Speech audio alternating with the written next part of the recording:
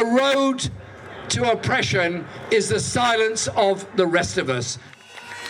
We have to look at what this bill will also do. It will prevent communities speaking out against maybe unfair planning decisions that are happening to them, maybe all kinds of things. But one community that is almost always vilified, almost always badly treated, almost always attempted to be silent are the Gypsy and Traveller and Roma people of this country. When I stand with the Gypsy, Roma and Traveller communities in this country, as I do all across Europe, and they have always been the ones under threat. I think unfortunately we live in a situation where both the public and the police have been boxed into an impossible situation. People's rights are being eroded quite quickly, and I don't think a majority of the country realise that. I think the bill hands the police too many powers, and they already have sufficient powers to be able to police protests in a reasonable way. But what this bill does, it gives them permission to shut down any protest deemed a nuisance or annoying, which pretty much is the essential point of all protests. And you look down through history, the ones that have been most impactful and have made a difference, whether it be the suffragettes or the civil rights movement, have been annoying or caused a nuisance or caused disruption. So it is, I believe, an attack on the right to protest itself. I don't really know much about protests. This is the first one I've been to, but I mean, like I said, there's so many people here that are passionate about, you know, they've got to start listening to us, haven't they? They've got to. I mean, just look around you at all the people, they've got to do something.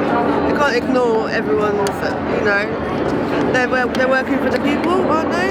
So listen to the fucking people, you know what I mean? I came today just in solidarity. It's always something powerful. I feel like the media will always try to demonize these kind of demos, but that's not what we're here for. We just want change, you know? If someone thinks this is controversial, they should really just stop and try to understand why people came out here today. It wasn't simply just kill the bill, you know? I feel like a lot of things overlap today. So we started this morning at the 97 March and we ended up here, but we still felt like it was relevant. Like, we understand why everyone is out here today, and it's important to show the support as well in numbers. I mean, protesting is so important just in the scheme of things, everything in history, like the things that we have got from protesting, the things that we've accomplished.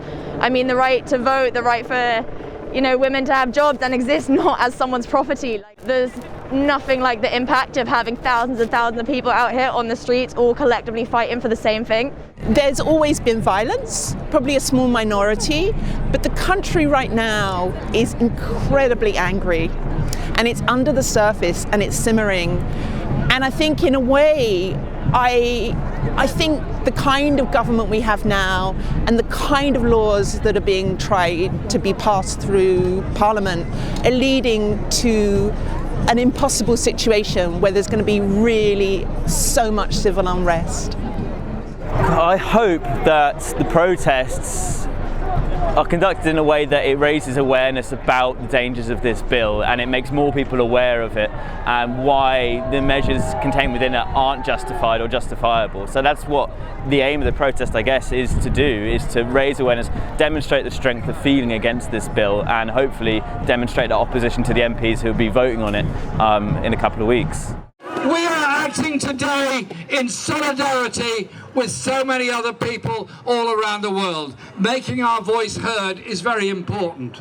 And that's why we on this platform have voted against the second reading of the police bill, likewise the spy cops bill, likewise the overseas operations bill.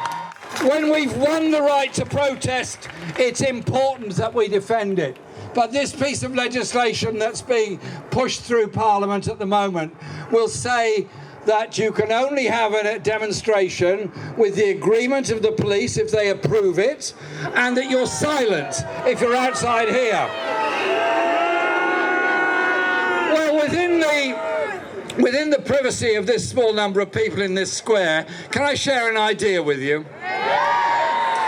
How about come Christmas time, if we haven't defeated the legislation by then, a whole bunch of us meet here in Parliament Square and beautifully and in tune sing Silent Night. To see what happens then.